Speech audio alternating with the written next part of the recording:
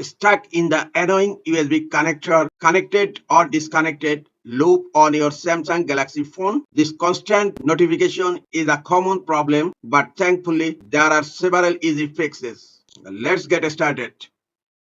Go to settings and then scroll down. Go to about phone. Scroll down again. Click on software information. Frequently tap on build number several times until developer mode is enabled. Go back again, close settings, open settings again, scroll down, and at last you will find developer options. Click on developer options, scroll down again. Here you will find USB debugging. Tap on USB debugging to enable it. Click on OK. Again scroll down and you will find here default USB configuration. Click on it and select charging phone only. Now go back and close settings.